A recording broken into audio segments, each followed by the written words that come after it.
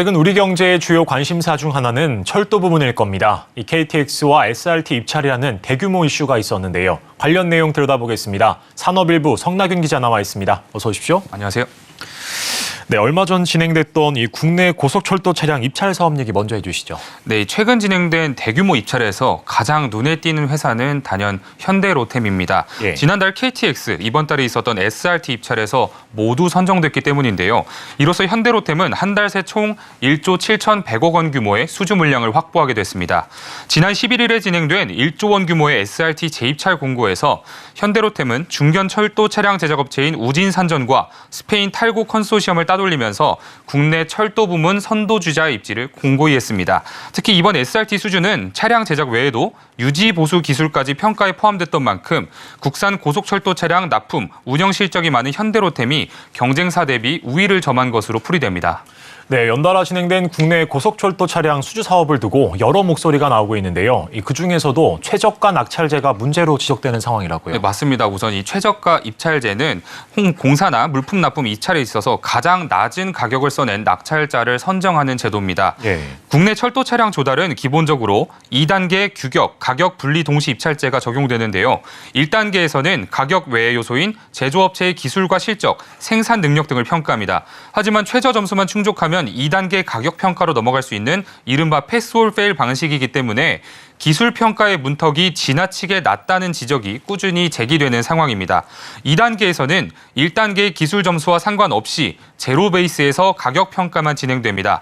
여기서 가장 낮은 가격을 써낸 업체가 최종 낙찰자로 선정되는 겁니다. 업계에서 해당 2단계를 최저가 입찰제라고 부르는 이유입니다. 간단히 말씀드리자면 1단계에서 기술력 등을 평가하지만 이 기준은 충족하기가 굉장히 쉬운 상황입니다. 2단계에서는 1단계 점수가 반영되지 않고 단순히 가격을 제일 낮게 써서 낸 업체가 선정되는 겁니다.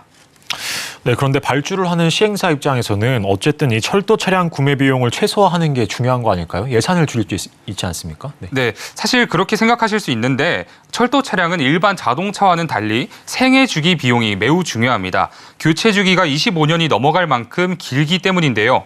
당장의 구매 비용도 중요하지만 차량 수명이 다하기 전까지 계속해서 투입해야 하는 유지 보수 비용까지 고려해야 하는 겁니다. 통상 철도 차량의 유지 보수 비용은 구매 비용의 2배가 훨씬 넘는 것으로 알려져 있습니다. 결과적으로 시행사 입장에서는 값싼 차량보다는 품질이 우수한 차량을 구매하는 것이 장기적으로 봤을 때 예산을 절약하기가 더 좋다고 해석할 수 있습니다. 하지만 지금처럼 가격만 중요시되는 입찰제도 아래에서는 철도 차량 제작사는 저렴하지만 품질이 낮은 해외 부품으로 철도 차량을 만들 수밖에 없습니다. 잦은 운행 장애와 사고로 이어질 수 있는 가능성이 높게 되는 셈입니다.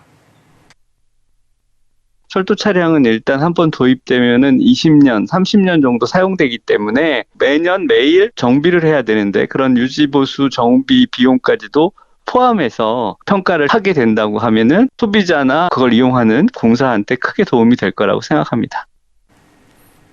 네, 입찰 가격만으로 업체를 선정하는 게 문제가 될 수 있는 상황인데요. 그러면 철도 차량 품질 저하 이외에 다른 단점은 없습니까? 물론 더 있습니다. 이게 가장 대표적인 게 국가기관 산업인 철도 차량 산업의 생태계 붕괴입니다. 우리나라의 국가 핵심 기술로 지정된 고속철도 차량 연구 개발에는 30년 동안 약 2조 7천억 원 규모의 비용이 투자됐습니다. 이 기술이 저가 부품으로 무장한 해외 고속철도 차량에 밀려서 허무하게 사장된다면 지역 경제와 교통망에 악영향을 끼칠 수밖에 없을 겁니다. 이런 상황에서 전문가들은 국산 고속철도 차량 기술을 보호하고 철도 차량 산업 발전을 위해서 최저가 입찰제 대신 종합심사평가제가 적용되어야 한다고 입을 모읍니다. 전문가 의견 들어보겠습니다. 차량 제작사들이 최소한의 수지 타산을 맞추려면 보통 한 15억 원 정도 이상의 이렇게 이제 입찰이 되어야 어느 정도 이렇게 좀 수익이 보장이 되고 현재는 지금 그거보다 훨씬 낮은 대략 한 10억대 초반 그 정도에서 지금 입찰이 되다 보니까 철도 차량에 대한 기술 개발도 할 수 없는 상태가 되고 네, 그럼 고속철도 차량이 있는 다른 나라 입찰 제도는 어떨까요? 네, 외국 사례를 살펴보면요. 대부분의 철도 선진국들은 종합심사 입찰제를 도입해서 업체의 능력을 종합적으로 평가하고 있습니다. 네. 미국은 가격 30%, 기술 70%로, 대만은 가격 20%, 기술 80%로 평가하는 등 업체의 차량 제작 및 납품 실적에 방점을 찍은 모습입니다. 또 유럽의 경우 자국 시장을 보호하기 위해 철도 차량 제작 규격을 매우 엄격하게 정하는 등 사실상 해외 업체의 진입을 차단하고 있습니다.